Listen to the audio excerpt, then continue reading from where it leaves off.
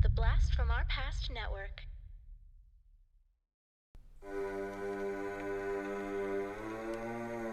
Lock your doors, close your windows, turn out your lights, for chills and thrills await you. It's time for Podcasting After Dark with your hosts, Corey Stevenson and Zach Schaefer. Stay with a friend, say your prayers as grisly ghouls close in to seal your doom. Tonight's episode, Rituals, starring Hal Holbrook, Lawrence Dane, and Robin Gammell. What's up, everybody? Welcome to the first episode of Season 6 of Podcasting After Dark. I am one half of the pad team proper, Corey, a.k.a. Sleazy C. Joined with me, as always, my brother from another mother, Zach, the total snackage Schaefer. And this week, we have something super special for you guys. We have a Canuxploitation episode. We are talking about Rituals from, Canada, 1977. I think it was put out in America in 1978, and then it was re-released in America as, Zach, what was it, The Creeper in 1982? The Creeper. This is Canadian Sling Blade. You gotta have A at the end of it. A. And of course, we had to have our brothers from up north come down and join us for this Canuxploitation film. We have Dean from Talking Back and Return, Revenge, Resurrection, and Dustin from Action. What's up, boyos? Hey, thanks for having us on. Good to be here, eh? This is almost like a continuation of our Canadian TV Obscura episode, I would say. Yeah, crossover though, because now me and Dustin are both on it. Yeah, that's right. We get to kick our co-hosts to the curb. Yeah, this is like a three-way dance. It's with four people.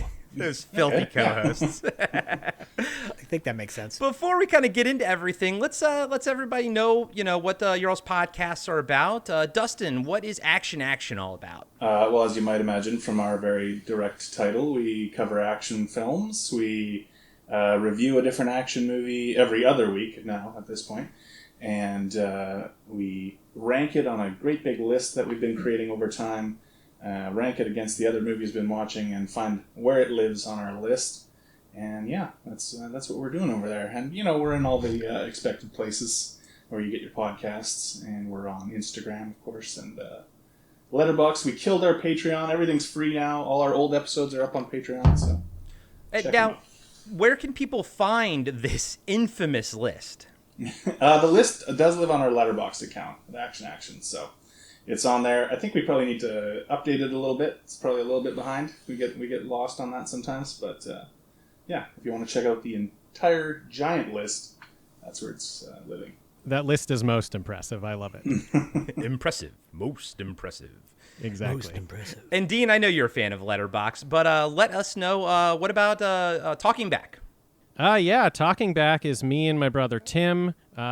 Basically, he just picks whatever we do week to week and tells me, and I just go along. So he's my older brother, and he's 8 years older than me. So it is really much just how we grew up. He just tells me what to do, and so I like it. He leads the show. We talk about movies, comics, video games, and more. Whatever he wants to talk about that week is what we talk about. It's fun time over there. And our episodes come out on Monday. So if you want to listen, look out for that. And you guys are on all the major platforms and everything, as well as Instagram and Letterboxd and whatnot. And what about Return, Revenge, Resurrection? Return, Revenge, Resurrection is a horror movie podcast that I do with my buddy Alex. We walk through horror franchises. So we pick a franchise, and then each movie is its own episode. And then at the end of the whole franchise, we do this epilogue episode where we talk about the whole thing, and we rank that franchise amongst all the other ones that we've covered. We rank all the films in it. It's a fun time. I'm pretty new to horror. I just kind of fell in love with it 4 years ago now. And I knew my buddy Alex loved horror too. So I'd done a lot of podcasts with him in the past. And so I reached out to him and said, okay, let's do it. Let's do this horror podcast. I'm finally in on it. So he kind of teaches me as I go along. And that one, you get the goods and the bads when you go through franchises, and that makes it a lot of fun. This is true. And Zach, you got some big news right now. You guys are in on a podcast awards with $2 late fee. Can everybody vote for that right now? Yeah. We, where, how, when. Yes, we are. Unbeknownst to me, Dustin and I were nominated for this podcast award. It's called the Podcast Awards, podcastawards.com. If you go there and you sign up, it's free and they won't give out your information or anything like that. We're nominated for 2 categories, People's Choice, and TV and Film. I think we're with like 10 other podcasts in that group. I have no idea how we got put on there. No idea, but I'm honored and happy to be a part of it. If you go on there and you vote for us, that would be awesome because I'd love to win, to be honest with you. Well, you guys deserve it. You guys put on a great show, and every show on this podcast that we're talking to right now is a great show. So I hope everyone is listening to it. You can find most of them on bfopnetwork.com, except for $2 late fee, but you all know the score by now.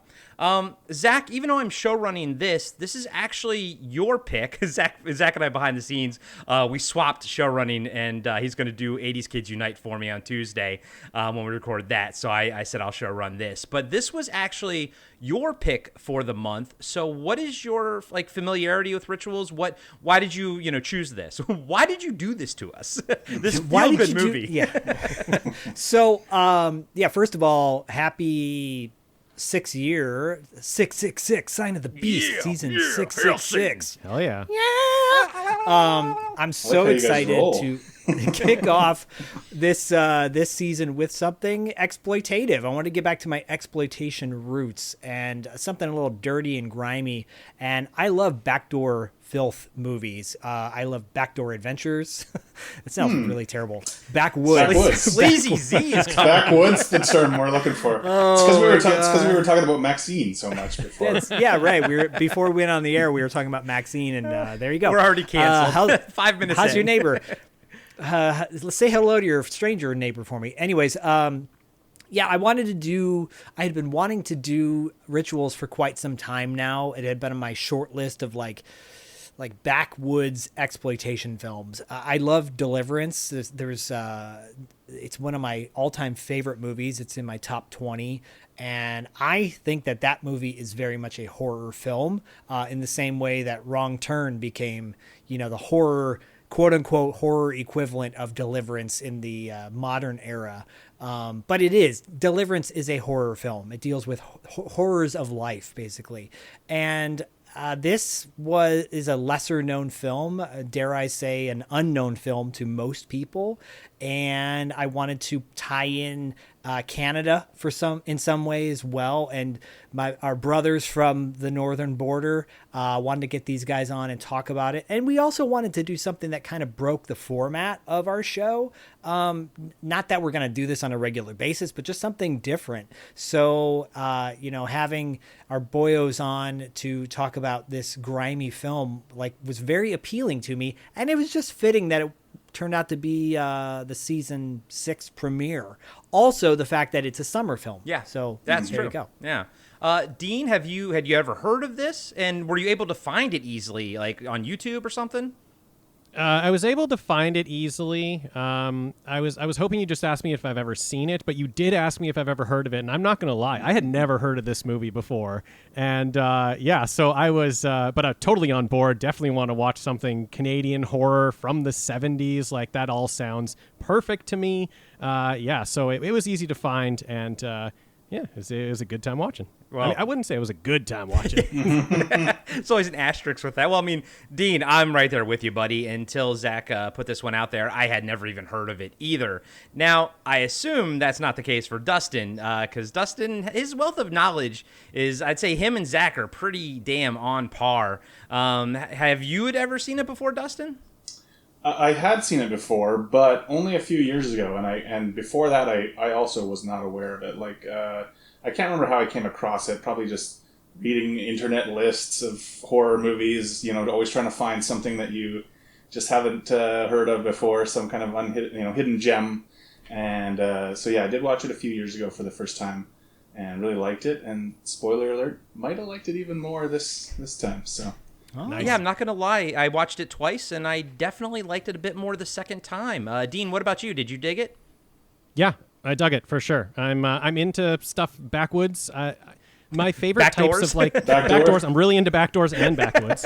Hey, I'm sorry. Okay, I'm sorry. You did this, Zach. But did someone say back doors?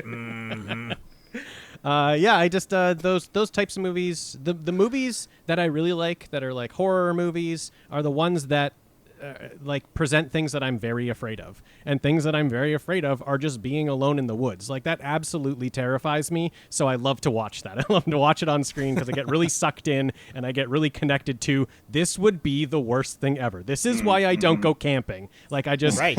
that's all I have to say. If someone wants to go camping, no, thank you. Have you seen Rituals? Not going. Now, Zach, had you ever seen it as The Creeper, or was this always Rituals for you? No, so I was sharing before we went on air with the guys that I saw this at the New Beverly. I think with a double feature with Just Before Dawn. Oh, okay. In early 2000s, like 2004 or 2005 when I first moved down here. It's a trip. I'm celebrating my 20th anniversary living down in Los Angeles as well, which is crazy. And 40th being in California. This is all coming back to me now. It's really interesting. Anyways, yeah, I had never seen it up until that point. I heard about it. And, you know, there's some great like survival type movies. Shoot to Kill with Tom Berenger and Sidney Poitier. That's a really fun thriller. That's less, you know, backwoods horror and more just like general thriller. You know, Rambo, obviously. Predator, if you want to call it a woodsy horror sci-fi type movie. And this is obviously a drama. I think it holds up in spades. It's everything you would. It's literally the Canadian version of Deliverance, or just another kind of Deliverance type movie. Just in the same way, Dante's Peak and Volcano are both volcano movies. You know, they're not. They have similarities, but they're not totally the same. Yeah. But this kind of follows very similar beats to Deliverance. And Leviathan again, and like Deep Star 6. there you go. Yeah. Exactly. So yeah, no. So that I saw this movie about 20 years ago, but I did not see it back in the day. And you saw, and it's always been Rituals for you. Dustin, was it ever The Creeper Yeah. for you, or is it always Rituals also? No, but I think I remember reading when I first discovered the movie. I think I remember reading that it had this alternate title for some reason. But yeah, Okay. I've just seen it as Rituals, and then like today I watched it on Tubi. It's on there as Rituals. Okay. So Oh, cool. Okay. Yeah. It's kind of like I Come in Peace is now Dark Angel everywhere. I don't know if Right. if they got the rights back or something, but I'm like, I like I Come in Peace better. I think it's a better name than Dark Angel. Right, but if it had come out originally as Dark Angel and now they started calling it I Come in Peace, you'd probably feel the other way around, right? This is true. Dark Angel sounds like a Fox TV show in the 90s. But, It was. Because it was. which I don't have a problem with. Yeah, there you go. But I would really quickly, I just want to also say that I think a lot of people confuse this movie as an 80s movie because it was Right. re-released in the 80s as The Creeper. That's a nickname that was given to myself and other people I know, by the way, by certain girls in my life back in the day. The Creeper. God, Good to know. The backdoor creeper. the backdoor Yeah. creeper. It's all coming together. This is the backdoor Creeper. Now, Zach, we're going to be tackling on the Coscarelli Factor next month. A month Oh, after us recording this, Survival Quest. And I have not seen Survival Quest yet, but would you put that sort of in the same category as this, or no? Yeah. Okay. Yeah, you could. It has elements. I think anything that takes place in the woods, shoot, I'd put Whitewater Summer in this category of like survival movies in the wild. You know, Sean Astin having to deal with a maniac like Kevin Bacon as a camp counselor. It's all the wilds are not just the maniac that's stalking you in the movie. It's all the other things, like in Rituals, all the other things that happen to the dudes. Kevin Bacon, really good at playing a maniac on a river. Yeah. Oh, River Wild. River yeah. Wild, yeah. Didn't they just remake that too, like 8 years Did ago they? or something like that? Did they? Yeah. Why? I don't know. Just go watch the It's the original. question I usually ask when there's a remake. I Why? know. Well, Zach, you want to take us into the cast and crew and the all the behind the scenes stuff, and you guys feel free to chime in with what these actors from or the director. I've got some notes myself, but Zach usually sort of leads the charge on this front. Yeah. Let's start with the director. It's Peter Carter. Passed away at the age of 48 in 1982 Jesus. because saw that this was released as The Creeper, and it caused him to have a heart attack. Oh, No, I'm no. kidding. Joking. That's a terrible joke, but I'm doing it anyways. He had a movie called Highballin', which sounds amazing. Yeah. Klondike Fever. Are these Canadian movies? I don't think Highballin' is. Highballin' I've heard of, but never seen, with Peter Fonda and Jerry Reed from like the those Smokey and the Bandit movies. Yeah. He also did The Intruder Within, which That's what I was going to call out. I think a lot of our listeners probably know that. with Joseph Bottoms, not to be confused with Tom Tops. I'm kidding. Chad Everett, who's got like this jaw of fury. I love that guy. And he's always tan. And yeah, if you've never seen The Intruder Within, it's schlocky. I think Mystery Science Theater 3000 might have covered it. But I think it's in that same vein of like cheesy kind of sci-fi. That VHS movies. cover's burned into my memory, though. Yeah, no doubt. It's a great cover, and I don't think the movie holds. I don't think the movie's as good as the cover. Dustin, have you seen that one? Intruder Within, no. I just put it onto the watch list here. I've not seen that. There You're you like, go. I'm not going to go with IMDb. I'm going to pull up my Letterboxd watch list and add movies to Yeah, I it. got any chance you get, you got to add those things on there. I feel you. Dean, have you heard of or have you seen The Intruder Within? I have heard of The Intruder Within, but I haven't seen it, no. The backdoor intruder within. Oh, boy. Ian Sutherland is the screenwriter, and he did a movie called High Point, which was also directed by Peter Carter. High Point starred Richard Harris and Christopher Plummer and Beverly D'Angelo. How about Nice. that? Damn. Yeah, I looked this screenwriter up because I was, as I was watching, I was like, this script is actually quite good, and it's like he hardly did anything, or at least movie wise. He might have written some more TV stuff. I'm not sure, but Yeah, no, I really actually enjoyed the script for this, especially some character stuff that they did, like making, that Martin character, making him gay, but just kind of throwing it out there, not really making a big deal about it, and which helps it play really well in 2024, like kind of helps it make it feel current. But I imagine that had to have been a bit shocking back in 1977. yeah, well, yeah, but if it was current, they'd hammer you over the head with it. I feel like, whereas here Right. it's just like it's in the writing and it's fine, it's whatever. And that's It's what I part of liked who he about it, is. how sort of nonchalant it sort of flowed, Yeah. Yeah, and that can kind of be extended to everything. Like, I don't think they hammered anything, you over the head with anything in this movie. It was all just kind of like through their talking. They didn't tell you what was going to happen and tell you, set something up through exposition. It was just like, these guys are talking and you got to follow along. Yeah, there's like a kind of a cinema verite vibe to it, like Texas Chainsaw Massacre, where you're like, did they just happen to bring a video camera with them as well and film this? Yeah, almost like a found footage, except not, right? Like, it has that feel. Right.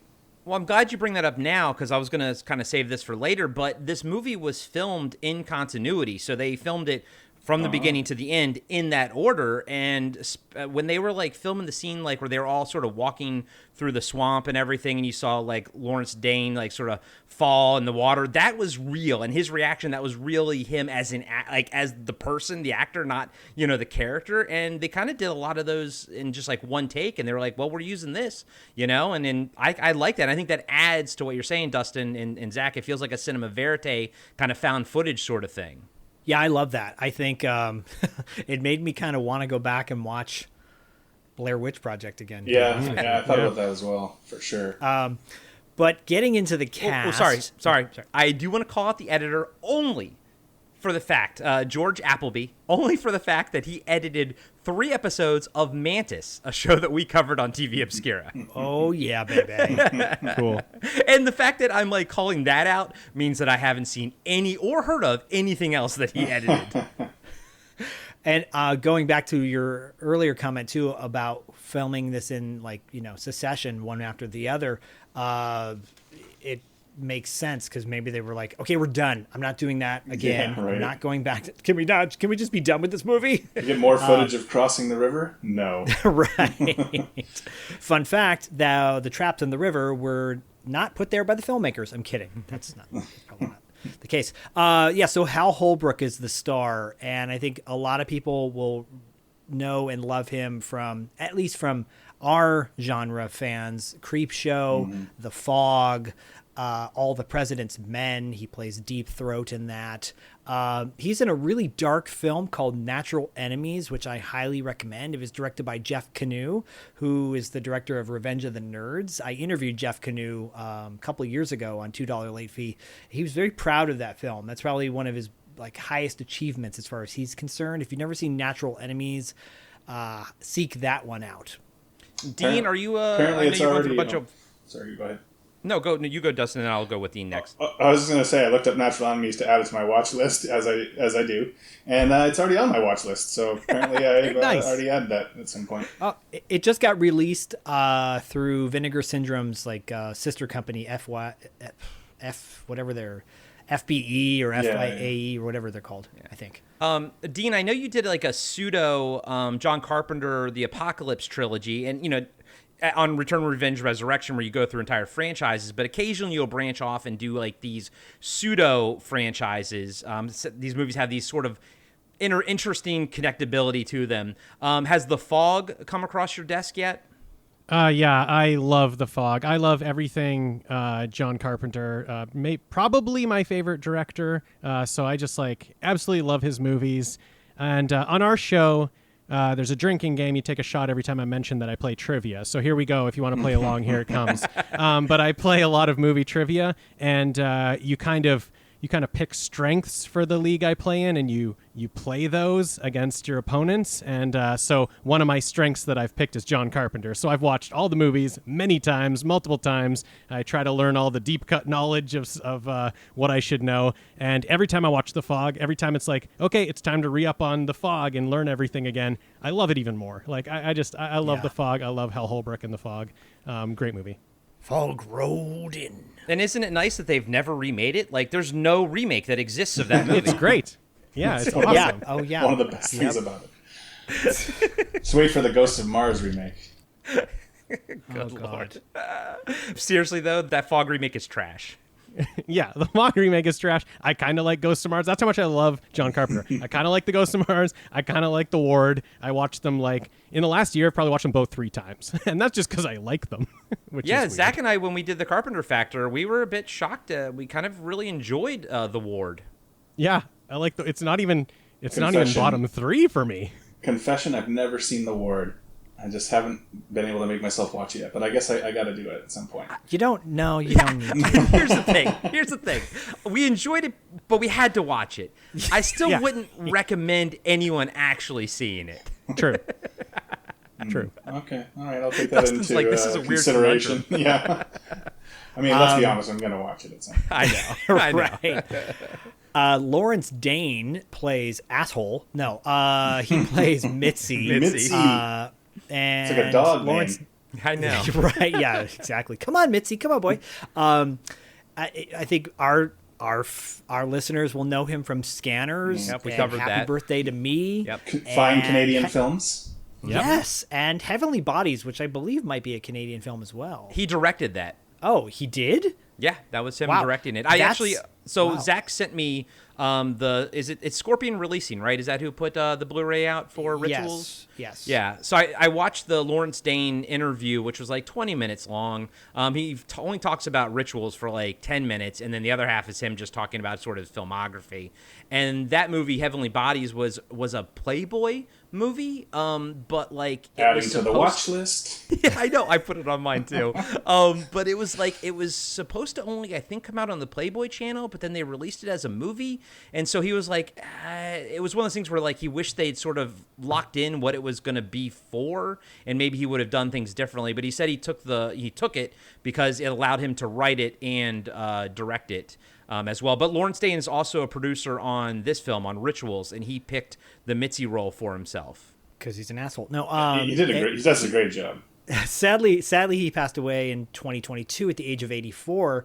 But on a positive note, Heavenly Bodies is getting a Blu-ray release, courtesy of, again, Vinegar Syndrome's offshoot company, FBI or whatever the heck it's called. But they're doing a full-on.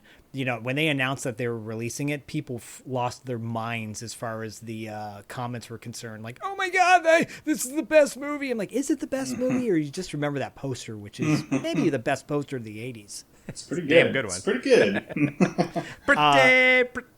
Damn good. Robin Gammell plays Martin, and still alive, which is great. I mean, this guy actually has been consistently working for decades, and he's been in so many mainstream movies, from Contact and Bulworth, and the list goes on. So he's very much a mainstream actor. Oh, he was in Lipstick as well, which I just watched not that long ago. Oh, intentionally? The film Lipstick? Yeah, it's a really good movie. Oh, cool. Okay. Can I confess something? I actually kind of like Skyline. Skyline's not bad. Was that the all green screen kind of thing? Yeah, I think the special effects guys who, I guess, directed Skyline, they used the equipment from another movie that they were the effects guys on, but they directed this, and so they didn't tell them. So there was all kinds of weird stuff behind the scenes with that. But it's funny because I think it was they were working on Battle Los Angeles at the time as the effects crew, but then they would use the equipment to film this, and I actually kind of liked this better than Battle Los Angeles. I think I was Their marketing. Go ahead. Oh, I was just going to say I was confusing this with Sky Captain and the World of Tomorrow. That was the green screen movie. Yeah. That's the green screen movie. And that movie I love. I'm sure you do. I saw it in the theater. Wasn't a huge fan. Haven't seen it since, though. Maybe I need to reappraise the film. I have the Blu-ray. The Skyline movie, the marketing was great for that. At least at Comic-Con, they had floating. I don't know how they did it, but they had all these little floating balloons of people flying all over the sky. Because they all get sucked up in the sky. Yeah, exactly. That was really cool. I remember walking around I have no idea what this movie is, but that's great marketing. So, Ken James plays Abel. He doesn't have a photo, so you know what? On to the next actor. Ouch. Get a photo up there if you want podcasts to talk about you. Come on, guys. Come on. Ken, Ken passed away at the age of 82 in 2016, so rest in peace. Gary Reineke plays DJ. Actually, DJ low-key my favorite character and / actor in the movie. I think he's pretty badass, and if you look at his resume of movies he's done, they're pretty badass movies. He was in Spider, which is a very underrated Cronenberg film, with one of the Fiennes brothers, Ralph Fiennes or Rafe, The Gray Fox, which is a really cool, kind of like a Western, starring Richard Farnsworth. Anyways, I agree, he's a talented actor, and he's been in a ton of stuff. And he's still alive, so there you go. Yeah, good for him. If Dustin from $2 Late Fee was here, he'd be cursing me because every time I call someone out for being alive, they die. I do want to call out. Yeah, you're pushing your luck. He was in a movie that I watched a shit ton when I was a kid from 1989 called Millennium. Oh, yeah, Millennium, yeah. Oh yeah, with Chris Christopherson. Yeah. I always and then remember what's her name? When that girl takes the bullet shot to the gut, to save sort of the whole plane or whatever it was. I always thought that was kind of sad when I was a kid. Yeah, she's on Charlie's Angels. Yeah. The actress, and I'm blanking on her name right now. But I remember that movie, watching it all the time on HBO, and always feeling the same way. It's on, I'll watch it. It has some cool parts, but meh. Cheryl Ladd. Cheryl Ladd, thank you. That's the same for me. I rented it a ton, but every time I was always left a little bit Yeah, not my it's the movie favorite. you had to rent. But you forget it, and then 6 months later, you're I'll watch it again. It's the one you're look, you open up the fridge and you only have so much to make a sandwich with, and you're I'll make a sandwich with it because I need the sandwich. Yeah, exactly. But that's it. I mean, that's pretty much the bulk of Rituals, and it's a small film. It's got little side characters here and there. The pilot is great. He's hilarious, actually. He's one of my standout roles. I will give him a little shout out because he's so fun. Murray Westgate, but he's got no photo, so Murray Westgate. Before we jump into the breakdown of the movie, I do want to play a little game that I love on Action called Sink or Destroy, Sink or Swim, Search or Destroy. Yeah, one of those. One of those things, Go listen to Action. It's a good time. But one of the things you guys do over there is talk about what you've been watching lately and whether, thumbs up or a thumbs down. And, it's a fun segment, but we're not going to go that deep here. So does anyone have anything they want to seek? I'll throw mine out first. Right now, I've been playing that new RoboCop Rogue City game. Oh, yeah. And it's actually a lot of fun. I'm going to actually do a review of it on the show, like a sort of a solo review, but I'll kind of just give you my thoughts on it. It's a above average action, police simulator game. If it wasn't RoboCop, you'd kind of not care. But it's a fantastic RoboCop game. Like, they do RoboCop so right. They get into psychology of things. I just played a part where you had to fight Ed 209, and it was brutal, as you can imagine. So I'm going to give that one, as of right now, I'm thinking I'm only about 25% into the game, but already, if you're a RoboCop fan, thumbs up to it. It's the best RoboCop game ever made, next to maybe the RoboCop versus Terminator for Super Nintendo, which was amazing. How about the RoboCop game by Data East in the arcade? Because that game rules. I remember enjoying the arcade of that for sure. Dustin, you got anything you want to seek out or destroy? Yeah, I'll bring up a seek. It's Giallo July. Somebody I know on Instagram. For people who don't know, I also have an Instagram where I talk about mostly just books, basically horror books mostly, and somebody I know on there is doing a Giallo July thing where they're reading books that are kind of related to that idea, but also watching movies. I don't have time for the books because I'm already full dance card in that regard, but I did watch a few Giallos, and The Fifth Chord is one I hadn't seen before with Franco Nero. Kind of hard to find. I ended up renting it off YouTube actually, but really, really good. Slower plotted than a lot of Giallo. Not quite as sleazy. It really takes its mystery seriously, and it's kind of a slow burn, but I thought it was just excellent. Really good cinematography. One of the most beautiful looking Giallo movies I've seen, so I would definitely recommend The Fifth Chord. The Fifth Chord. I'm going to put that on my list. Nice. There you go. Okay. Dean, do you have anything for Seek? Yeah, sure. I was going to go with something else, but since it's Giallo July, I feel like I should pivot here. Oh, hell yeah. Giallo movie, which I watched recently. And I was watching some Dario Argento movies because I hadn't seen any other than Suspiria, so I got into some more of those. And so, you got to hit the big ones. And I absolutely was blown away by Tenebrae. Which you talk about Dario Argento, you want to go to Deep Red.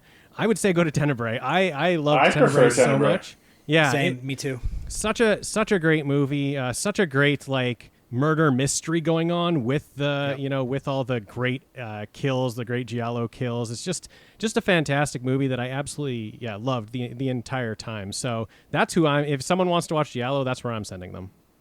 Zach, didn't Synapse put out a Tenebrae Blu-ray just recently? Yes, I think they did, yeah. Okay. Yeah, I think they did. I think they're re-releasing all their stuff on 4K or something like that. Yeah, all the 4Ks are coming out now. Yeah. Okay. Yeah, Tenebrae is fantastic. Zach, what is your sink or destroy? I'm sorry, Well, seek or destroy. Dustin, you should have led this one, not me, man. I'll go a little outside the box, but keep it in the same vein of our genre.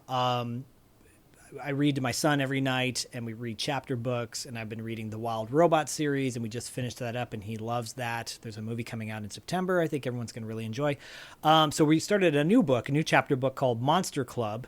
It's written by Darren Aronofsky, Ari Handel, and he's not listed on the cover, but Dustin Rubin's brother, Lance Rubin, is also a writer. He wrote that with him as well, and there's a second book out that he gets his name is on the cover for that.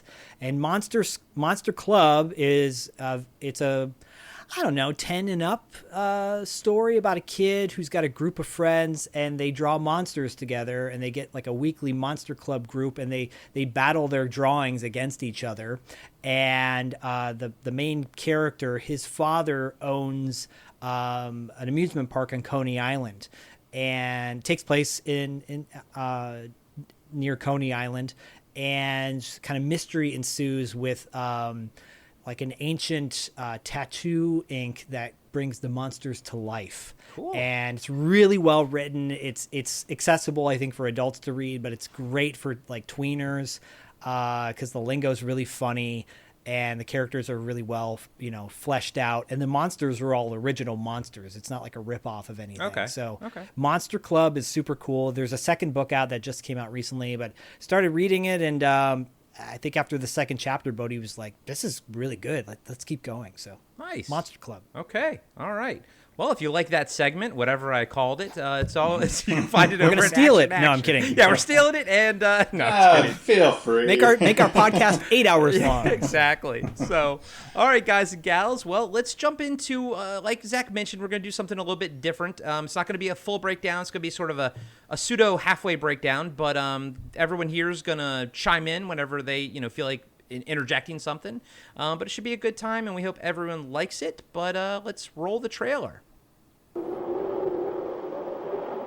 Harry, the snake. How many people know that symbol? Do we have anything we can use as a weapon, Harry? Just the hatchet.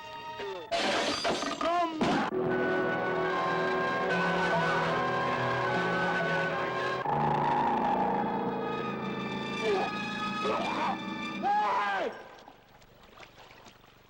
What is it happening to us?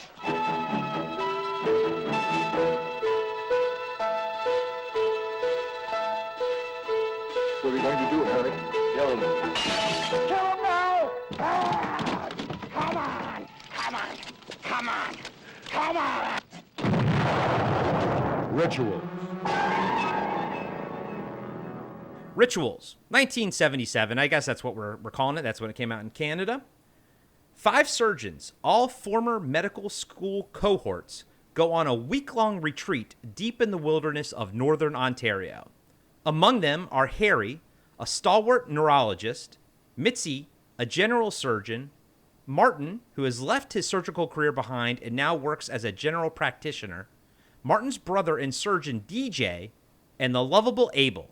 I believe he's also a doctor, right, guys? He's got Yeah, I think they're all I think doctors. they all are, yeah. Yeah.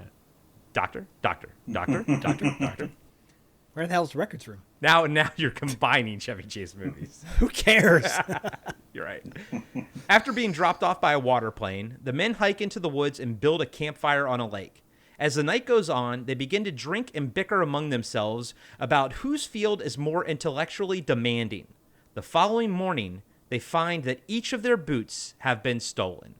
So, guys, let's talk about the opening to this. I think they do a great job setting up the characters, their personalities, who likes who. You kind of see that Martin is really close with Abel and everything, and it's a lot of fun.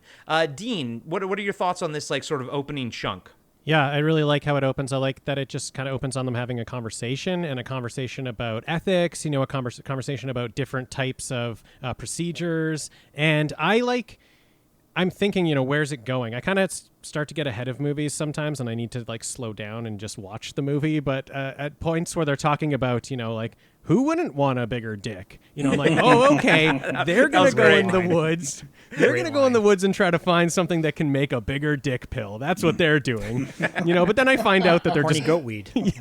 then I find out they're just going on a vacation, and it's like, okay, never mind. But yeah, I really love this setup. I love that they're kind of complaining about going into the woods. That would definitely be me. I'd be the one who's but there's flies in the woods, right? I like that Abel is right away just but black flies. But these are pussy Ontario flies. These are not Manitoba flies, Dean. Okay. The flies out here. Yeah, tell us are about a the flies, problem. guys. This They're is why we big, brought you on the show. Jesus Christ. They're a fucking problem. That's the first thing I'd bring up if we were going camping. But yeah, flies are the least of these guys' worries. So They will take a bite out of you, those Manitoba flies. Oh, for fuck, real. They'll leave a chunk. Yeah, for sure. Damn. Yeah, it's a problem. So I really like the setup. I feel already okay, this is real. I feel like I'm just a fly on the wall. I feel like I'm just watching them right now, and I like that they're older. Already, I kind of like that they're older. That they're these older guys getting They together have a history. and they're getting together for vacation, and they're arguing. And it's maybe they're a little past getting together for vacations. Maybe they shouldn't be doing this anymore. And spoilers, they won't be doing it anymore. One of them will, but yeah, maybe One of them will still go goes back on. every year for the fond memories. to relive the adventure. Got to remember what happened in the bush. Yeah. Anyways, I really like the start, and like that they're doctors, like that they're older, like that they're just going to go in the bush. This is insane. Don't do this. And go in the bush and fish. Who cares? What are you just fishing for? Who cares? So love the start. Dustin? Yeah, no, like Dean is saying, they do a great job of setting it up really quickly, and it's like it's so deft. Like it's not really showy. They just are able to do it in a very simple, quick fashion.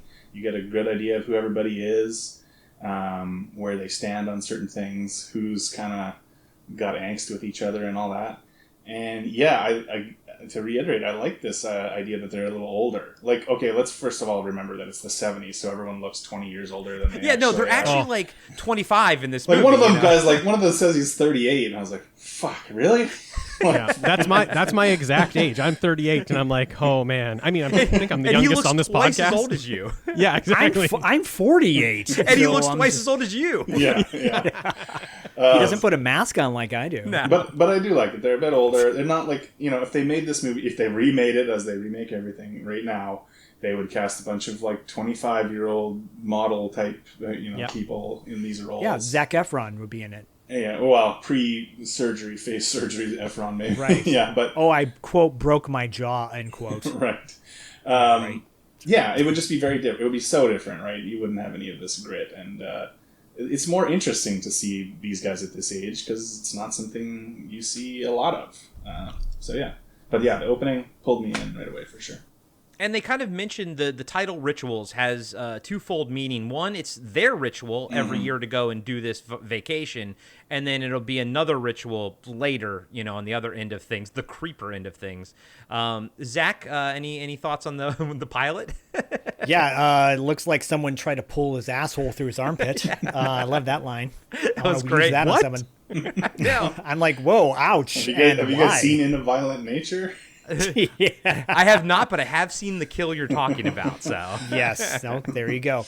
No, I echo what what the boys are saying so far, and I kept thinking back to Deliverance the whole time. You don't really like any of the characters in Deliverance. You really don't. They're all kind of assholes too, and so all these guys are like these inflated doctors and with a little bit of ego going on. A lot of ego. Yeah. They're all kind of just jerks and like, but honestly, like I've known some doctors and they're kind of egotistical jerks, They are. and it's so like Well, I feel like this is. I want to defend Martin and Abel. They are the least jerky. They are Yes. they're I like totally the goofy, agree. good, like fun guys. They're the stoners. Yeah, they're the stoners. I agree. Not all of them, and just like John Voight is actually not like a bad guy in Deliverance. He's just a bad guy in real life. But but Ned Beatty too he's kind of an idiot, but he's not necessarily an asshole. But yeah, I guess Ronnie Cox is not really an asshole. Anyways, they're all kind of assholes in their own way. But all these white guys going in the woods, you kind of want to see them get their comeuppance a little bit, to a degree. And I like the way it opens. Immediately, I'm like, this is why I don't go camping from the get-go as well. I'll go glamping. It should be noted that, you see the from the POV of the killer and everything, he's listening to their conversations and they're just talking about doctor stuff. And that's going to be important later because if these were just insurance people, if these were I think what were the kids, like Eagle Squad or whatever, Eagle Scouts, he would have left them alone. But it's because they are doctors that all of this is going to happen to them and it pertains to the story. And I also like how you sort of discover the boots are missing. At first it's just, I think it was Martin just like, hey, where's the boots? And everyone's doing their thing and they're fishing. Yeah. And, they're like, oh, I don't know where we left them. And then it slowly builds up and Martin's like, they're gone. And my first thought is, someone took your boots. And it's like, they're like, why? It's like clearly to slow you down, Yeah, the boots is so sinister. Like, it seems so simple, but it's just like, all of the boots are gone? You took, someone took all the boots? I would be super afraid immediately. Like, that is a huge really problem. Creepy. Mm-hmm. Yeah. Yeah. It's really terrifying. And it only gets more terrifying as the movie goes on. Yeah. But also you're, wounding them right from the start. Like, how are you going to traverse these miles and miles of woods? They're so far from anything, and now all you've got is socks. Except for, of course, DJ, who brought his shoes and is like, I told you fucking assholes to bring your shoes. Yeah. You didn't I listen love to that. me. He was like, Yeah. I sent you a fax. He's like, you only have to bring your toothbrush and 2 sets of shoes. I brought everything else. You assholes. I was on DJ's side. He's totally. like- I'm pro DJ. He's like, see ya. Yeah. Bye. So DJ, already tired of the animosity among the group, volunteers to hike to a hydro dam that, according to his map, is several miles away. He believes that there will be people operating it that can help them. After DJ leaves, that night, the group finds a severed deer head hanging in front of the campsite, along with a snake coiled around its spinal cord, resembling the Caduceus. Caduceus. Yeah, I had to actually look it up and then do the Google voice to see what it sounded like. Which It's is Hermes' staff. Yeah, the staff Hermes carries, the Greek staff. You know, I know that because of Percy Jackson. Everyone but Martin believes that DJ is responsible. So, being of its time, that was a real deer's head, that they killed a real deer and that was a real deer's head. I hope they ate it. I hope they ate the meat, I do too. because that'd be really messed up if they didn't. It was a waste. I don't think they ate them. Wendigo. I don't No, think I think you're right, Dean. don't think and I they think ate the Wendigo's going to come and get them. Yeah. Do they all think that DJ did it? I mean, they talk about it. Some of them seem to think so. I don't know if they all believe that or jump to that conclusion. But, these synopses, they always Kind of give it little broad strokes. And yeah, guys and gals, listeners of our show, Zach and I, when we break down movies, we do it by hand, our own. This, because of the time that I'm doing here with my mom, helping her out with things, I couldn't break this down or even sort of write the synopsises. So I found the Wikipedia synopsis, but I did edit it because I did notice a couple things were a smidge wrong. So I was like, let me just edit it a little bit. So it was a little bit of cheating, but at the same time, we were originally not going to do a breakdown at all, but I'm like, our fans are expecting something of a breakdown here. So I figured this was a good middle point. But no, Dustin's right. That was one of the things. They didn't all really think it was DJ. And then in a little bit with the bees, again, the synopsis is going to kind of put it on DJ, whereas I don't think it was really thought that way in the movie.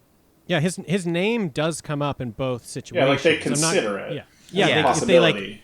It's like, was that DJ? Like, they say that. They consider it. Also, because DJ, kind of pulled a prank on them. Not a prank, but, earlier he got mad at everybody by the campsite. Piece me back together. Yes, exactly. He, stormed off, but then immediately came back and, he was trying to be creepy and then saying, piece me back together. And then they all started chanting it. It was like, oh, okay, that's why these idiots are friends with each other. They're all idiots. They'll all get together and do this type of thing. I actually really like that scene where they're all chanting together, piece us back together, piece us back together. And I was like, it was one of those things where it's like, yeah, Dean, it illustrates how much of friends they are, because we're all guys here. We know as guy friends, we latch onto something stupid and then we just push it into the ground. We just, beat it into the ground.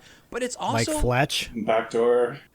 like backdoor, like a gape. And, and it's also it was about their friendship too. I think it was sort of a double meaning, because I think they're kind of fractured as a friend group together. But yeah, I like that. Yeah, we needed to be reminded. I think at that point we needed to be reminded, why are these guys even They out are there friends. together? Yeah, they are friends. Yeah. Even if they have arguments and stuff, they're still buddies. In the morning, the group embarked to find DJ, but inadvertently set off a booby trap, unleashing a beehive. By the way, those were all real bees. That wasn't superimposed in front of the camera or something like that. Cool. And they all had to have cotton stuffed in their ears and their nose, and probably their buttholes. These are backdoor bees. Backdoor bees. My backdoor bees. Hey, where's my poutine? Harry, Mitzi, and Martin flee, tumbling down a steep hill to a lake below to escape the bees, with Abel trailing behind them.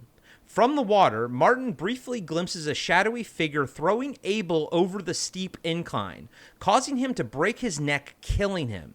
Harry and Mitzi again suspect DJ for having caused the incident, and I don't think they really did. Once they realize he's dead, they don't really do that. But Zach, one of the things I loved was how much Martin was broken by Abel dying.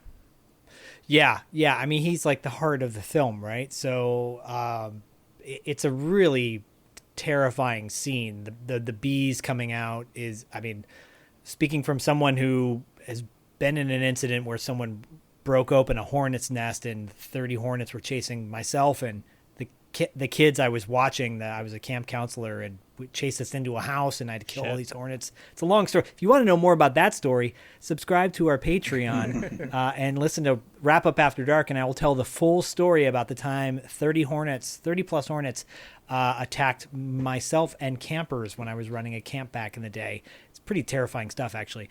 So that scene alone shocked me.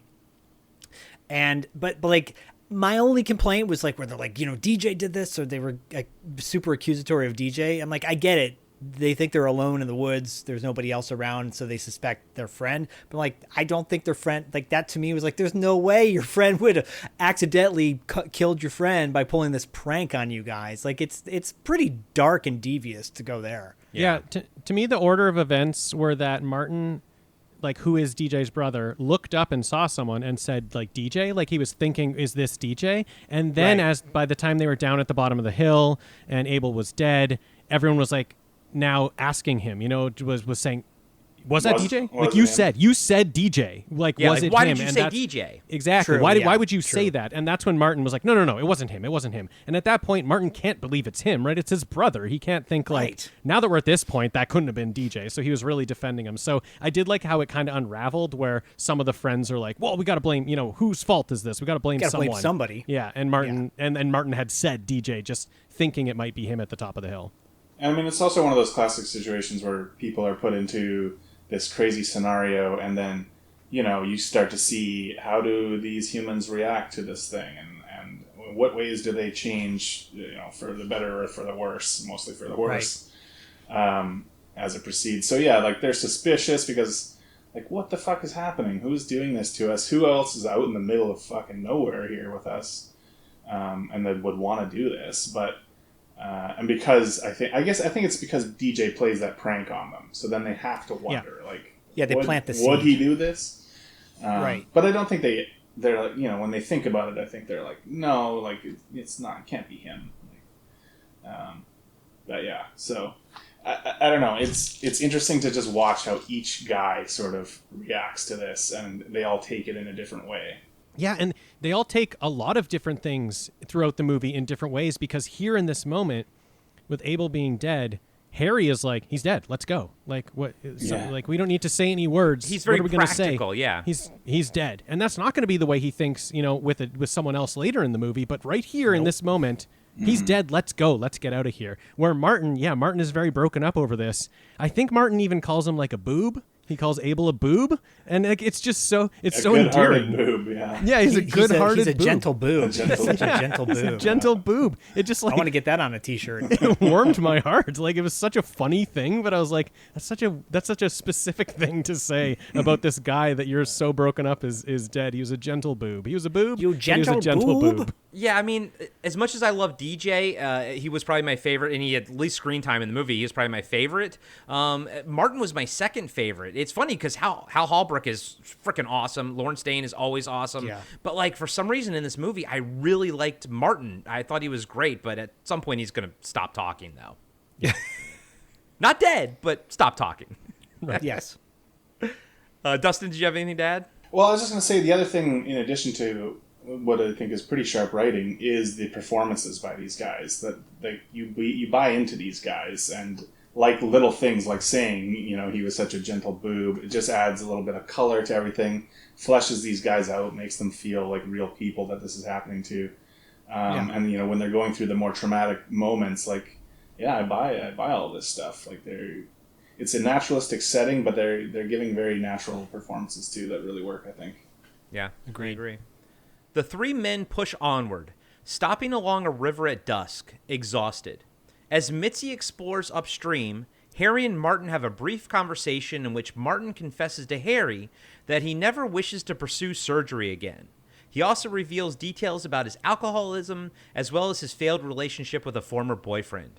Harry responds with an anecdote about how he stopped drinking while serving in the Korean War while flying his plane under a bridge. The conversation is interrupted when Mitzi locates a rope hanging over the river, which he suspects was left by DJ. The group planned to cross the river the following morning, camping there overnight. And again, Dustin, to your discussion about the conversations feeling natural and the writing and everything, I love that back and forth between Martin, that conversation between Martin and Hal Holbrook, Harry. I loved it. I loved how they just casually mentioned, his boyfriend and the alcoholism. Like, his boyfriend was mentioned as casually as the alcoholism was. And I was like, that's great. That's what makes it feel natural and like friends, And there was no like, oh my God, you're gay. Like that's what I really enjoyed about that. Yeah, especially in 1977. Yeah. Yeah, and I think I get the impression that like Harry didn't necessarily know that. Like he has sort of a look on his face, like a kind of a bit of a surprise reaction, but he doesn't take it like, "Oh, what? Like this is disturbing news or something." Yeah, no, same like that. thing. Like I sort of noticed the same thing, but Martin is his friend, and you could tell at the same time he also didn't care, Yeah, and now they're in this vulnerable position, and Martin is sort of like confessing in a way something about himself, right? But yeah, it's just interesting to watch all these guys play against each other, each type, and of course Mitzi always in there just shouting at everybody, screaming at everyone. He's got to be though. They always have to have that one guy. Yeah. I mean, they did that in Judgment Night, where Jeremy Piven was the annoying guy throughout the whole thing, right? And then it becomes kind of Cuba Gooding Jr. at one point towards the end. It's like they've always got to have one guy losing their shit. It's almost not cliche, but it is like... Even in zombie movies, too, you always have that sort of character. Standard form. Hudson in Aliens. You always got to have the one guy where you're like, okay, this guy needs to die. That guy ends up going the longest or one of the longest in the movie. Yeah. In the morning, while using the rope to cross the river, Martin steps on a bear trap in the water, breaking his leg. And I gotta say, the build up to this was great. There's a long build up to the point where, like, Harry is kind of feeling out the water in front of him, and he goes through the trap, but he doesn't set it off, so he thinks everything's a-okay. This suspense was great here. It's brilliant. Yeah, it's brilliant. It's like the setup to it. They've already crossed this river, and it was a problem. Like they were trying to get through it. Everyone was stepping in a hole that like they didn't anticipate. They thought that they could step there, and they're falling over. It was really hard for them to cross this river. I was thinking like, why do you got to do this? Why do you got to go through the river? Fish somewhere else. Who cares? And like they're back there. They're back, and they have to cross it again. And you've got a rope this time, but now Harry has learned. Now he's like, okay, well, we got to test the ground because we barely made it through here the first time. So he's got his stick testing, and that just increases the tension for us because now he's poking for those bear traps. We get to see those bear traps underwater, and like the sound cuts out and the music cuts out when we go underwater. It's really cool. Again, just like builds the suspense. And yeah, he's all around them, but we know like someone's stepping in that for sure. Yeah, for sure. What I love too is that I think maybe in modern movies, after he steps on the bear trap, he would get dragged into the water and go down the river, but he doesn't. Like they hold on to it, and they've got to deal with what happens next. Yeah. Mitzi suspects that perhaps they are being stalked and tormented by someone pursuing vengeance over a botched surgery. The men attempt to press on by traveling along the river, floating Martin on a stretcher. Tensions rise when the men attempt to scale a waterfall, and Harry and Mitzi get into a fight. Martin gets washed away downstream and is knocked into a coma when he hits an outcropping of rocks. Dustin, he doesn't really get knocked immediately into a coma, but he is kind of like losing consciousness, is a bit incoherent. But this whole like fight in the waterfall between Mitzi and Harry, this was another great like character moment, and a moment where Lawrence Dane said when they, they only did one take of them jumping in the water, or sort of fighting and going, sort of diving in and everything, and that's what they used. But did you pick up on that story that Martin was telling about how to train a chimpanzee during the whole time? He's very out of it, yeah. He's telling a weird story, but I was trying to piece together the details of it, and I was like, I don't. I'm gonna have to ask you guys, like, what did he get from this? Because I was like, what is he talking about?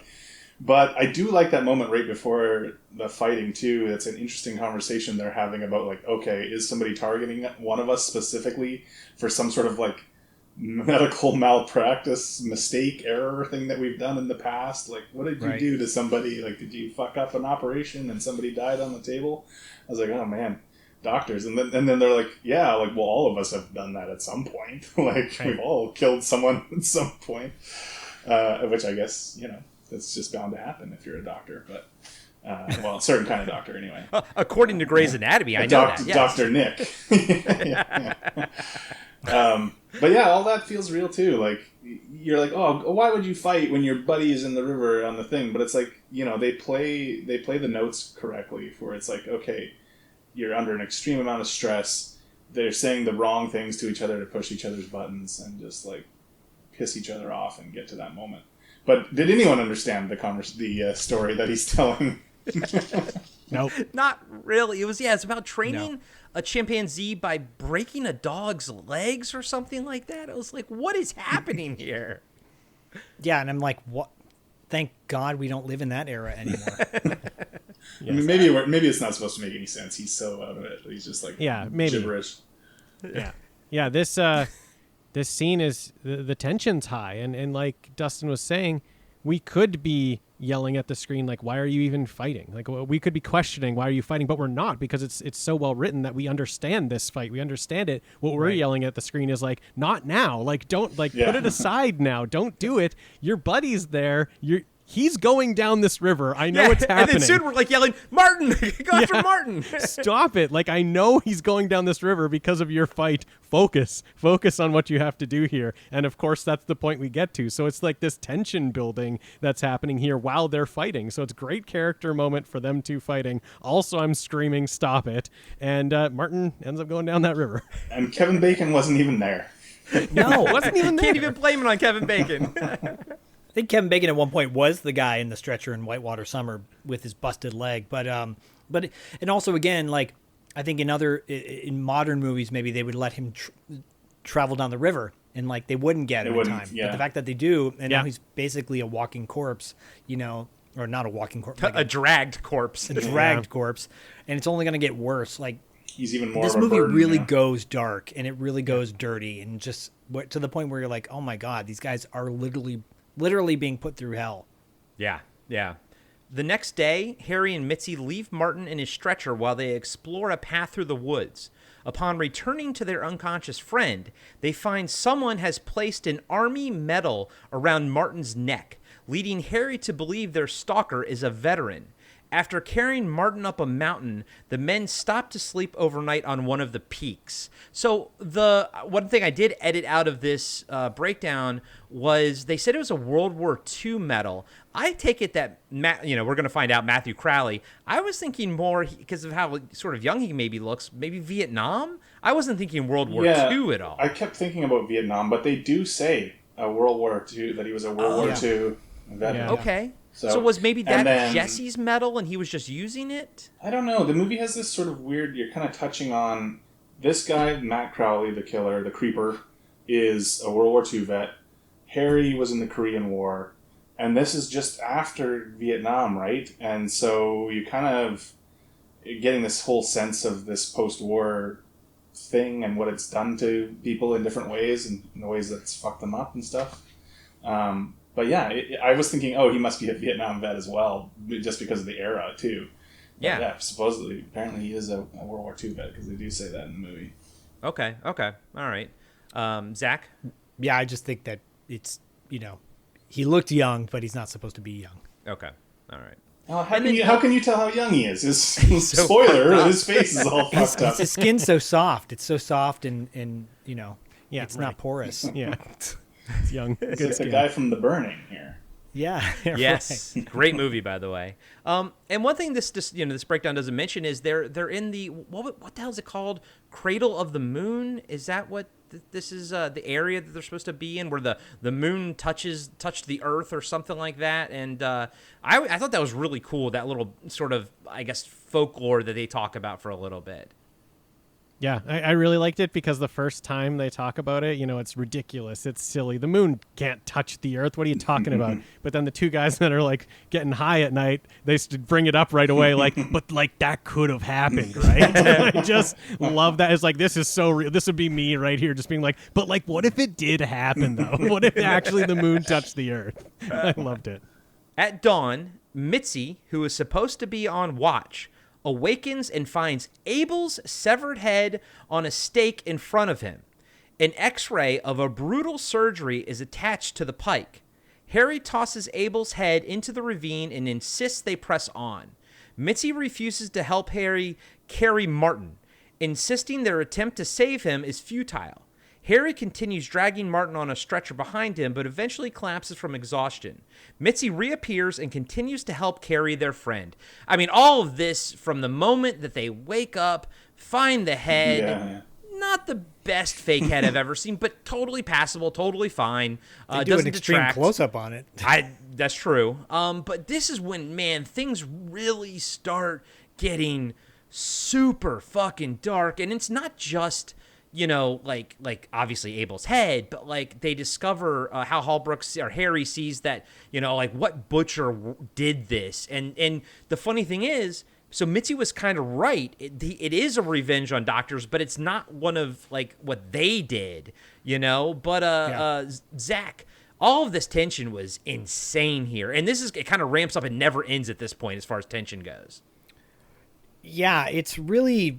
the pacing is interesting because it moves very slowly. Like it allows you to really feel how hard it is for Harry to, move his buddy on the stretcher. Like it feels really hard, and it's hard to watch. It really is. Well, because the actor's also on there. Like they specifically have the actor on there, and apparently all their backpacks were full too because they specifically didn't want it to look like. This is from Lawrence Dane talking about it. They didn't want it to look like they had nothing in the backpacks because you can tell when an actor is carrying a piece of luggage that has nothing in it. So everything is full, and that actor is actually on the stretcher.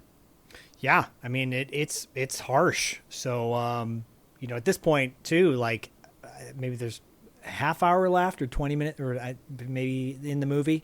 And, if you don't know where it's going, you're like, is this movie just going to end with them all dying in the forest? Because it really feels like it might. Yeah. Dean? Yeah, I loved the back and forth again between Mitzi and Harry here. Like, Mitzi is the one who just wants to leave Martin behind. Mitzi is like, he's dead weight. And at this point, when you get the head, you wake up and you see the head on the stake, you're starting to think like, okay, yeah, like they're doing whoever's out there is doing specific things to take you out. Like they never really mention the boots again, but you keep having these shots of their feet that they've wrapped in bags, and you're just like, oh yeah, they don't even have boots. They don't even have fucking boots. Their feet must be destroyed. Yeah. And so of course they take out a guy, but they don't kill him. They leave him alive. They place a medal on him. Like he could be dead, but they don't want him dead there. They just want to slow down the other two who are going to have to carry him. So when Mitzi brings this up and says like, they're just trying to slow us down. Whoever's out there is just trying to slow us down. Yeah, he's really tormenting them, yeah. Yeah. That makes me think of, I remember way back in the day, someone was telling me that M16s, the gun, back in Vietnam, I think it was developed like for Vietnam or whatever, and the idea was that they weren't built to kill. Obviously they do, but they're built to wound, because if you kill another soldier, you take one soldier out of the fight. If you wound a soldier, you take 2 to 3 soldiers out of the fight, because they got to carry that one soldier out. And so that reminds me kind of this, because if he just killed Martin, they would be able to move forward quicker. But he's tormenting them, but also he wants to keep Martin alive because he's dragging them down. Yeah. Or if you're Mitzi, then you'd be fine because you don't care about anybody else except for yourself. Yeah. But like Mitzi's here and saying, and you're like, I mean, he's not wrong. Like I'd be saying these things, but like, he's right. They are, whoever's out there is just trying to slow them down. Well, that's what makes him like a great character, even though he is a bastard and an asshole, but he's also saying he's not wrong in what he's saying. Like, if like, he's like, I want to survive. Like, if we have to carry Martin, none of us are going to survive, Yeah. Well, the other thing is that Harry, from the beginning, has sort of had this higher morality than maybe the rest of the guys. Like, they're giving him shit for being self-righteous and stuff, and it's calling into question some of the practices that some of them do with their surgeries and stuff. And then at this moment, then Mitzi's like, well, let's just fucking leave him. And he's like, no, like, this guy's taking everything from us, but he's not going to take my dignity. And he's going, well, who would know? And he's like, I will fucking know. So yeah, I mean, I can see how someone would also find Holbrook's character annoying. Like, in real life, for sure, he'd be very annoying. But at the same time, watching the movie, I'm like, yeah, this guy is like the good guy. He's the righteous guy here. Yeah. He drags that body. Like, I love that he wins over Mitzi. Like, Mitzi's using his best work right here. He's doing his best work. He's screaming his best lines he can, and it's not working on Harry. Harry is dragging that body by himself. It looks impossible. Like, he's lucky he's going downhill at the start because, like, it looks so hard. And then Mitzi just, like, to himself is just like, that fucking hero. Like, he is just a hero, that guy. And you're like, yeah, he just proved to be the hero of this movie. And then Mitzi goes and helps him out. Like, there's nothing he can do at this point. He's like, well, fuck, that guy's a hero. All right, I'm on board. Yeah. God damn it.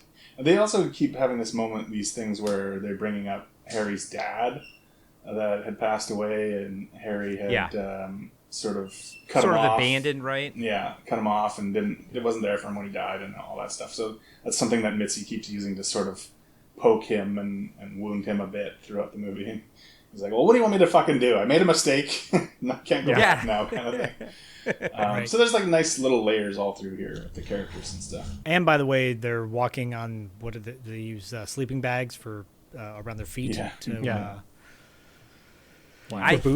I hate feet shit. When I was like, dude, 6 years old, I stepped on a rock, outside or something, running around barefoot. And instead of taking any doctors or whatever, my dad just took tweezers, and he basically gave me a coaster to bite down on, and then took tweezers and pulled it out of like my heel meat, that meat at the bottom. And I'm just like, and so ever since then, so now like, at 46, my feet are baby smooth. They have no calluses because I never took my shoes off again when I was outside, because feet shit die hard. Obviously, when I saw that in the theater, I was like, no. Man. When I was young, I used to walk everywhere barefoot. I'd walk around, like in the summertime, you'd walk on the street to go to the corner store with no shoes and socks on.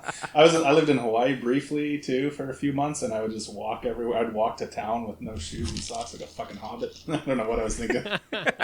I'm right there with you. When I was in New Mexico for a couple summers, I would do the same. I'd walk on the earth. That soft dirt, that red clay, barefoot everywhere, because it felt so good. And then I'm like, I probably look a little freakish walking around with no shoes on. I'm exactly like Corey. I stepped on a nail as a kid, and I never went barefoot anywhere.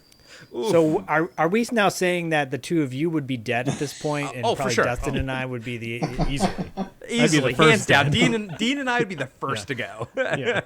I also wouldn't be there in the first place. Yes, I wouldn't either, Dean wouldn't even be there, but Dustin is going to win this whole thing anyway. So. But only because of my fat stores. I can go the longest without canned goods. All right, so they eventually reached the dam that DJ was traveling to, only to find it abandoned and derelict. Overlooking it, they find DJ barely alive, tortured and nailed to a chair. Tied to his body, Harry finds an overexposed x-ray and hospital discharge paperwork for a man named Matthew Crowley. After some contemplation, Harry performs a mercy killing on DJ, strangling him to death. While a frightened and dispirited Mitzi departs from the dam, Harry realizes that Martin is dead and quietly mourns him before leaving the dam as well. Holy shit, he had to strangle fucking DJ to death.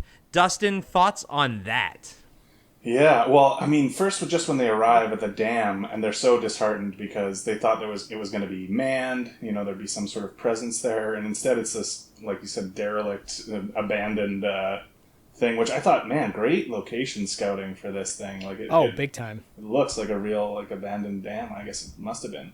But yeah, having to strangle his friend to death, and that's when Mitzi's out. He's like, "You fuck! I'm out of here. You've lost it. You're crazy."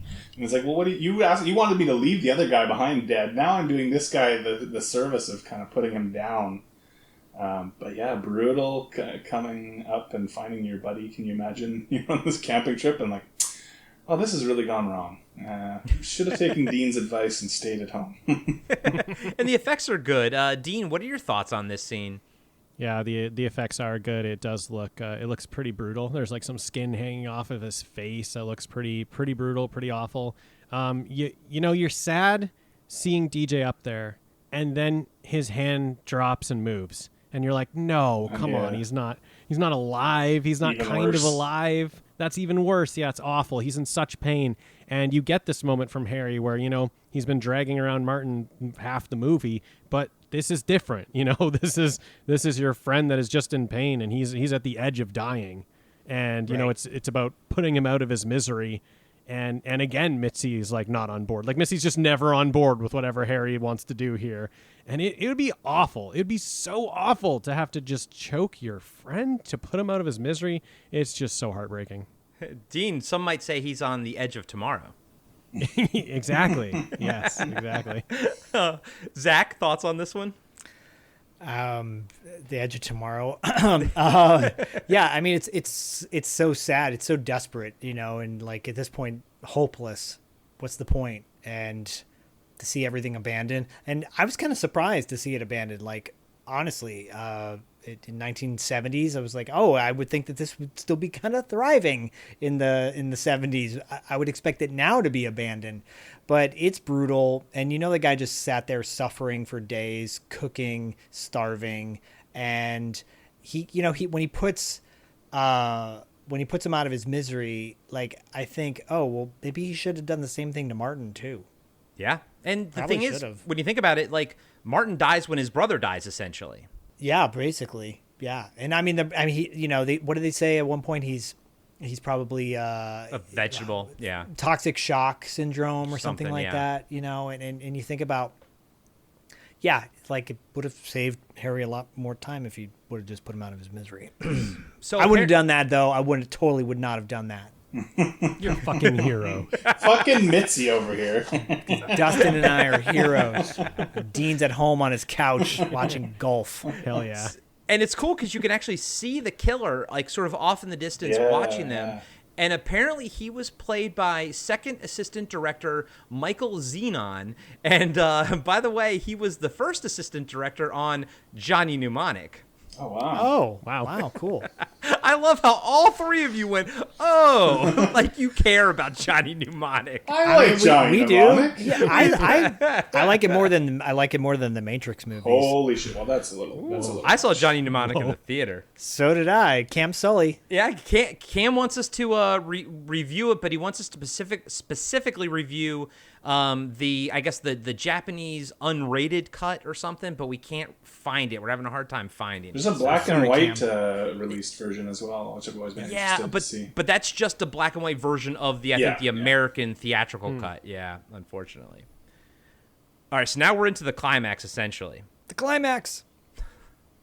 Alone, Harry locates an abandoned cabin, and this is a set, by the way. So they're out of the woods. This is a set where he uncovers several army mementos along with the group's stolen boots. Mm-hmm.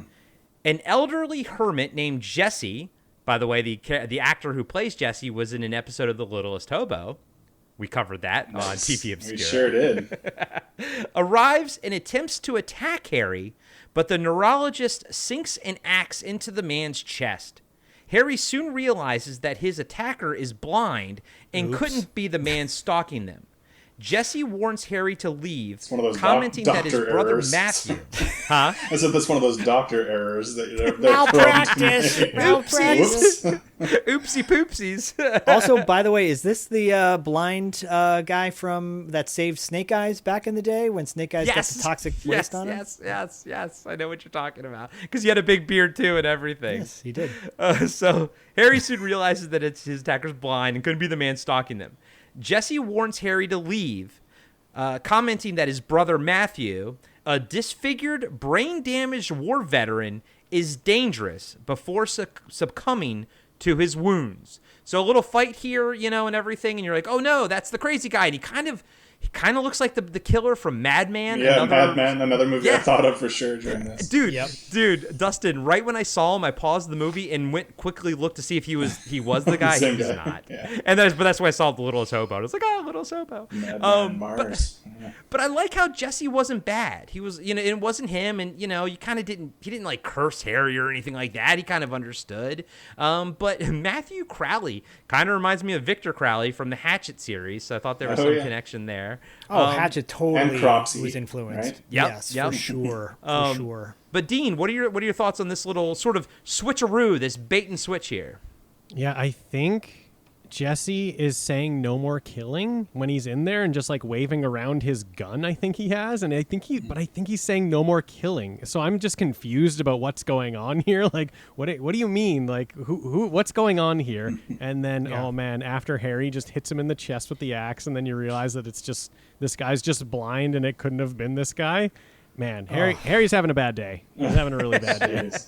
Just murdered my friend earlier, and jeez, yeah, now I've inadvertently killed somebody else. When he tells the story when he gets out, he's not going to mention Jesse to anybody. No, he's taking that one to his grave. Yeah, and then I just swung the axe right into his chest, but it wasn't him. Funny enough. I like. I didn't really have time to ask. Are you the one who's been trying to kill me? Excuse me, sir. Have you been trying to kill a bunch of doctors? I like, before we move on, I like how he got there because he was so exhausted that he didn't really notice like what he was walking into. I actually rewound it because it was like, wait, how did he get here? Because he seems to be very shocked in this room that he's in. And so I rewound and watched again. And yeah, he's just so exhausted from everything that's, been happening. He's basically just stumbling in there. It's just like, oh, a door. I need to get in here. Okay, I'm lying down. I'm in this building or in this like cabin. And then he kind of comes to a bit more and starts like looking around and seeing what's there. So I like how he got there. Yeah, I had that same thing where I was like, wait, how did he end up in this room all of a sudden? Yeah. It's like he just like lost time. Is he stoned? And he's just like, oh, what? I'm in a cabin. Fun. Yeah. It kind of jumps. There feels like there's a time jump after all of these scenes of like constantly like kind of keeping the camera focused on these guys on their long journey, and then suddenly he winds up there. It's like Talking Heads. How did I get here? I did notice some choppy editing at a few moments throughout the movie, but we'll it's not perfect by any means, for sure. It definitely has its flaws, but this scene in particular, like we're getting to the end, and I feel like it's a very fine scene. Like I wish he hadn't killed Jesse. I wish Jesse, I don't know, had tripped and fallen and killed himself accidentally, and then he'd be like, oh no, because it kind of taints Harry a little bit, even though he's sort of defending himself, it kind of taints it makes him a little more. But it goes to the grimy side of the movie too. Like, yes, totally. Nothing is like really clean and heroic, right? Like, you're right. Yeah. I don't know. It kind of adds to it a bit for me in a way. Yeah, no, I agree with you. And we're about to get a little more grimy too. Oh yeah. Oh boy, we're gonna have a lot to talk about in 2 seconds. All right. Moments later, Matthew arrives and begins stabbing through the wall of the cabin, severing an artery in Harry's leg. Ooh. Outside, Mitzi, tied up and hanging from a tree, cries for help as Matthew prepares to burn him alive as an effigy. This is the other part of the rituals that's in the title. Harry begins to lose consciousness due to blood loss and is forced to cauterize his own wound, but is unable to save Mitzi from the blaze. As Matthew slowly enters the cabin, Harry shoots off his hand, then glimpses the man's disfigured face before blowing him away with the shotgun. In the morning, Harry finally reaches a paved road where he sits waiting for the next passing car. So, yeah, there's so much happening here. And guys and gals, watch the movie because this movie is absolutely worth it. But there's so much happening here. So he gets stabbed in the leg. He's a doctor, so he knows his artery is nicked and he's losing blood. Mitzi's yelling, "Don't lose consciousness! Don't fucking lose consciousness!" And then Matthew's yelling for Jesse, and so he's like, "Just let Jesse come out, and and he even tells him to like shoot." Matthew, and I'll fix the wound for you. So Mitzi, and I believe it, man, he is pleading for his fucking life here. Yeah. And then he goes up in a blaze of glory at the same time that Harry has to create this cauterization thing with he takes the shell, the black powder out of a shotgun shell and burns it. And he's screaming. So many times in movies, and we've seen it in Rambo also, where he cauterizes a wound and it's like, I get it, but you're Rambo and you can handle it. Harry is flailing around on the ground, and I'm just like, oh my fucking God. And while Mitzi's yelling out, Harry's like, shut up, I got this, I'll come and get you, but you can tell he's fading. Man, this was not just a climax, but this was amazing. I fucking Loved this scene. Zach, thank you for giving me this movie, man. But talk about this climax, dude.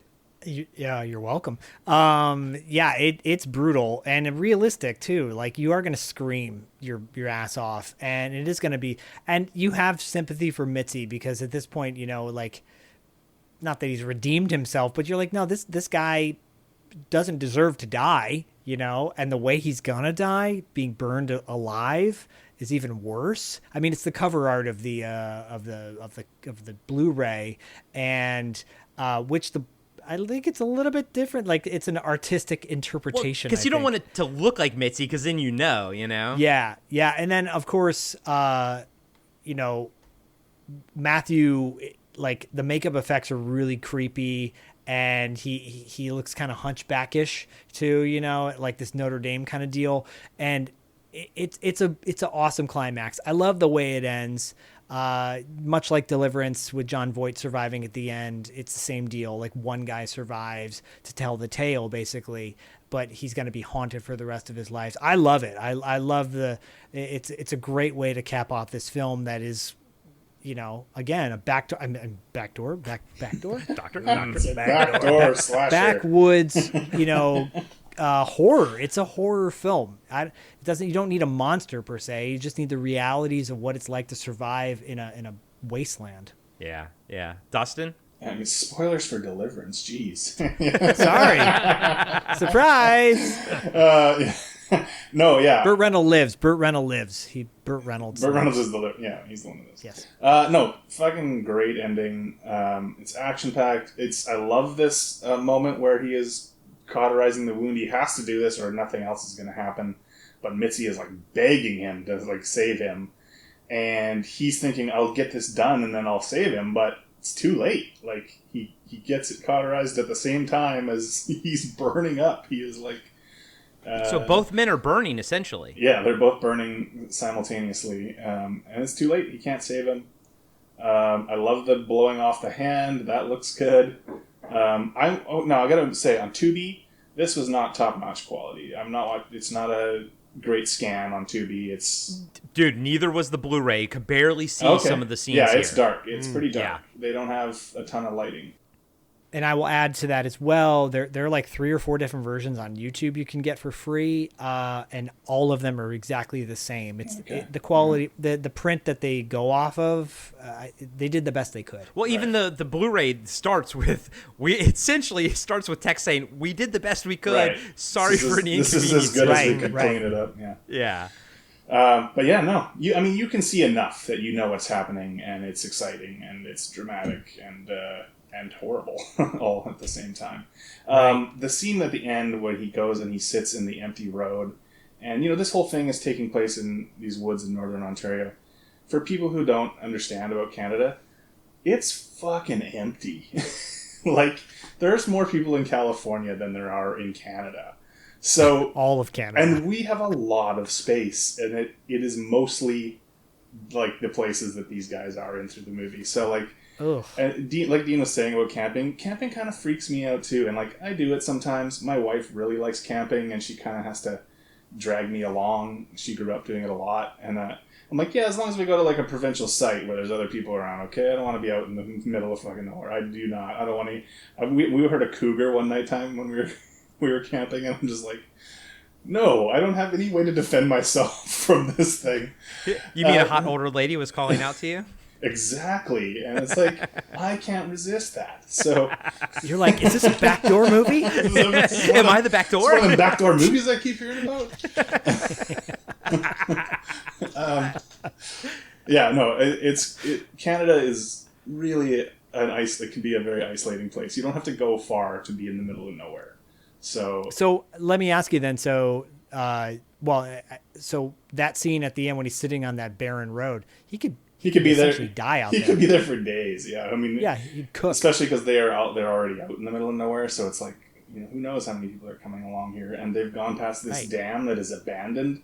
I mean, presumably, and they've built another newer, better dam somewhere further up, and like that's why this one is just left derelict or whatever. But right, they're really out there somewhere, right? So yeah, Dean, thoughts on this climax?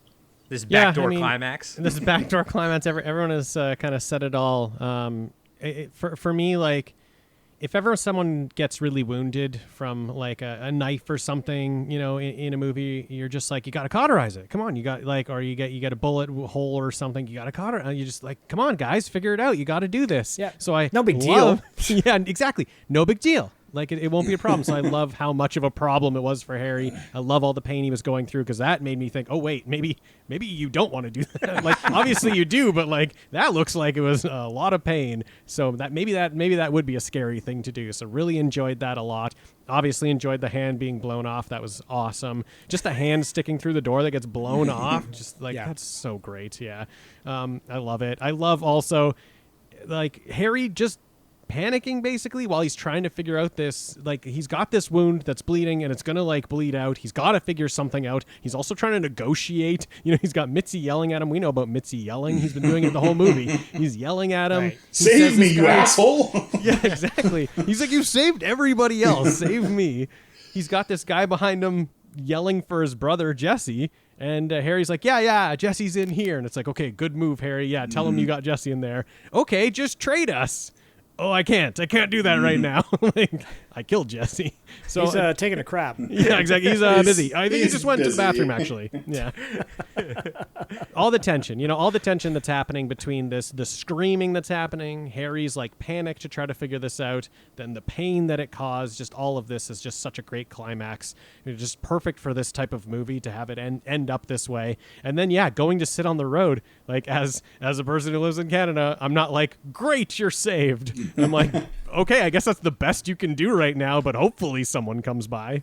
Yeah. And Zach, I like what you said. Like Deliverance, it's always nice to have one person live to tell the tale. Because I remember seeing that movie A Perfect Storm in the theater, and at the end of it, spoiler alert, you find out like no one survived, but yet this is based on a true story. So I was like, but then everything, you don't know what happened on the boat. Like, everything was fictitious then, because no one survived to tell the tale. So Everything was fictitious. I'm not a big fan of no one surviving. I do like having at least one person to survive, to kind of tell the tale and everything. But yeah, I mean, I'm with you guys. This climax was awesome. I love how, like, you know, like how Harry's kind of like negotiating, but it's kind of under his breath. He's like, I'll do it. I'll be there in a second. He's just Shut up.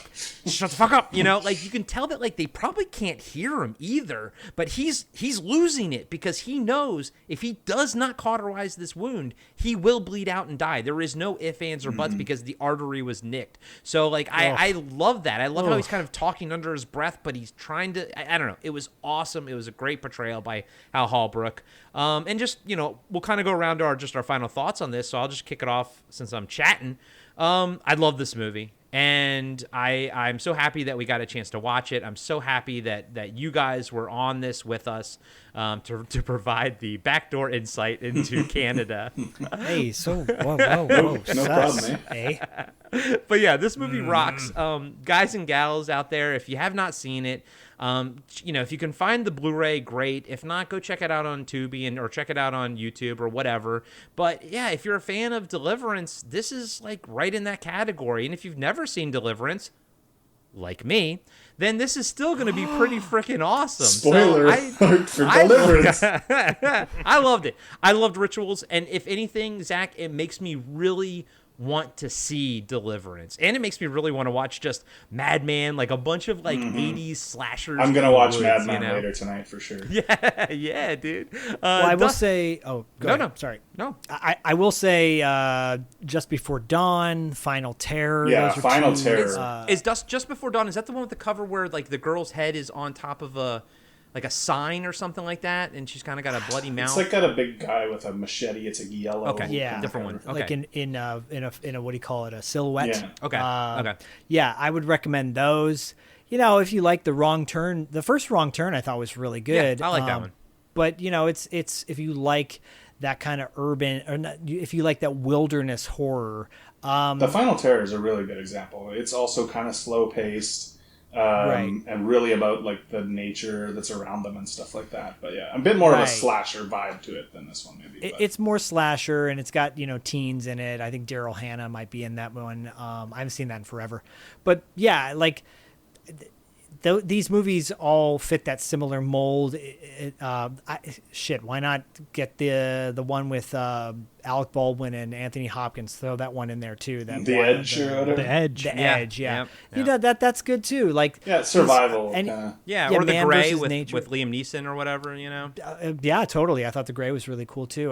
Like I said earlier, Shoot to Kill with Tom Berenger and Sidney Poitier is another fun one. But yeah, this movie it's dark and dirty, but it also has a moral message too, like about, you know, you feel terrible for Matthew and being disfigured and, you know, carrying around the what do you call it, the X-rays from his wounds, you know, or from his botched surgeries. You just feel terrible for this guy as well. So it's got a little social commentary on it too, and I'm glad you guys enjoyed it.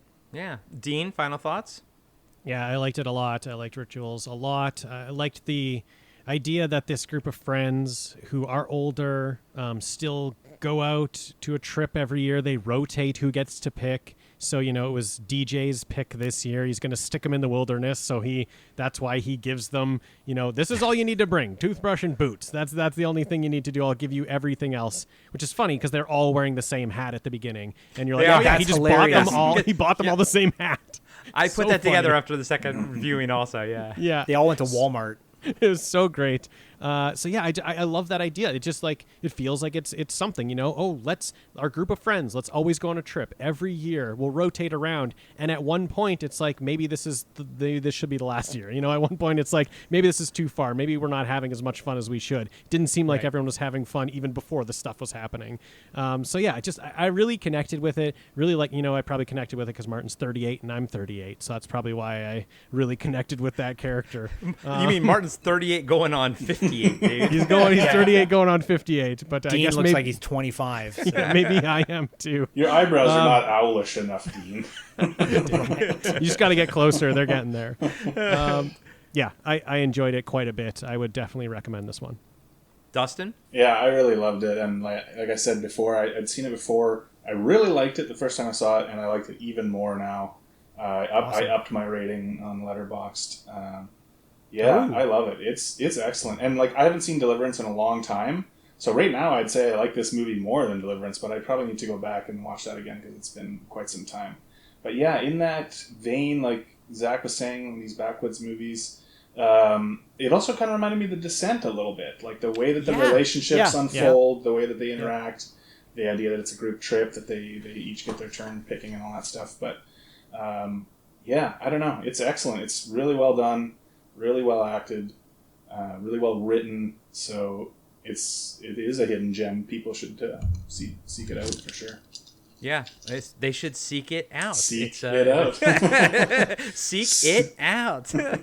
Well, this was freaking awesome, guys. You know, obviously you all are my friends, obviously, but I also am a fan of each one of your shows. I'm a fan of $2 Late Fee, Territory Marks. I'm a fan of Talking Back, Return, Revenge, Resurrection, and I'm a fan of Action. So this is kind of like, for me, this is kind of a dream. This is freaking awesome. And maybe we can do a Canuxploitation roundtable like this annually. And you know, when you guys can maybe pick one of them or something, and we can come back and revisit this. Oh, you already have another. I already have another pick. Yeah, Okay. I got another one that I've been holding on to for a while. So Is it Rolling Vengeance?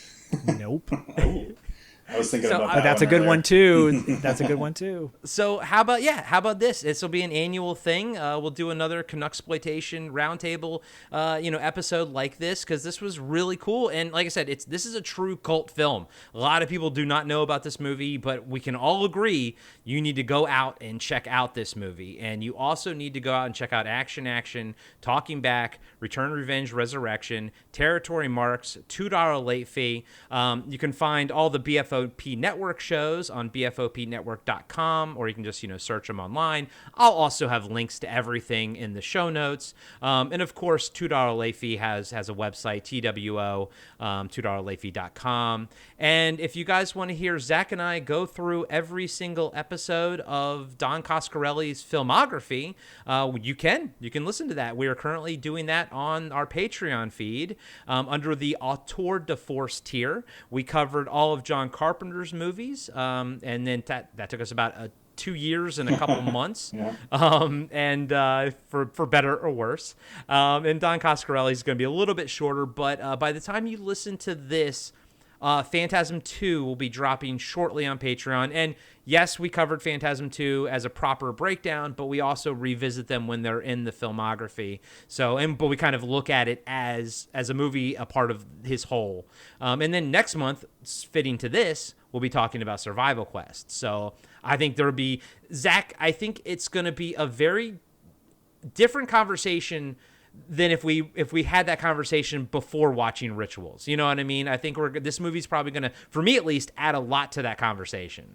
Yeah, I might make a survival summer moving forward, either in July or August, just doing like something, or, maybe June or whatever, just doing, because I love survival movies. And I'll remind everyone to go watch Whitewater Summer if you want a coming of age survival movie with Sean Astin and Kevin Bacon.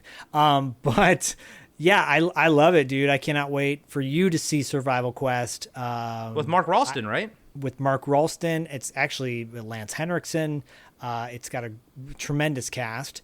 Dermot Mulroney, is it? Dermot Mulroney. Is it? Yeah, one of the Dermots. Anyways, or one of the Mulroney. What? Dylan? It's not Dylan McDermott. It's Dermot Mulroney. Oh my God, with those freaking names. Anyways, yeah, I can't wait for you to watch it and for us to talk about it.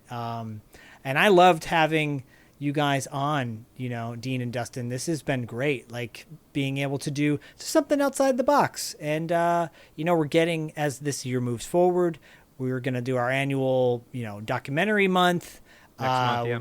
We'll be doing our crossover, which potentially could be a little different as well in a very good way. So stay tuned for that. And with $2 late fee. And, I'm stoked. I'm glad you guys enjoyed it overall, and can't wait to pick another. The other one I have picked, I think you're equally going to love, but for different reasons. Well, you guys heard it here first. This is going to be an annual thing. So maybe next time we can get, Tim or somebody or James to jump on or whatever. But this was fantastic. Thank you guys so much for making this work. I know the scheduling was a little bit weird and everything, but thank you guys so much for making this work. And, it was awesome. And as always, catch you on the dark side. Mm-hmm. We'll catch you at the back door. Yeah. Back door side is even better. Mm-hmm. With some poutine. Mm-hmm.